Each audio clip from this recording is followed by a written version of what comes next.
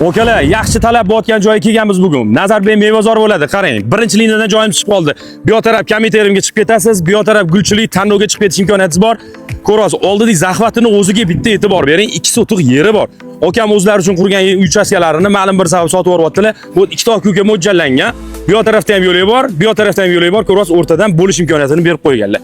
Pishiqishlardan qurilgan, baquvvat holatda qurilgan 8 sotiq, fasad 20, ichkariga 40 bo'ladi. Bismillah, kirib kelar ekanmiz. Bu yo'lak qismi. Bu yoq tarafda ham yo'li bor. Mana Namtaga bitta e'tibor bering, baquvvat holatda. Bu yerda bitta xona, bitta sanuzul, tepada 3 ta xona, bitta sanuzul bor. Ichkariga kirib boryapmiz. Ma'lum bir sabab qarovsiz qolib ketgan, qarang. Mana shu holatda qurilgan. Baquvvatligi bitta e'tibor bering. Bitta oka u yoqqa, u yog'i bitta ukaga bo'ladi. Past tarafda 3 ta xona bor, bitta sanuzul bor. Bemalol yashash imkoniyatini beradi. Mana bunaqa duxtavrlik hech kim qo'ymayapti hozir naveslarga, okalar. Baquvvat holatda qo'lini kattaligiga bitta e'tibor berasiz. Naveslar baquvvat holatda qurilgan. Mevazor bo'ldi, Nazarbek fasad 20, ichkariga 48 sotiq. Start $148 ming baholaymiz. Pastda yashab turib, uni remont qilish imkoniyatingiz bor.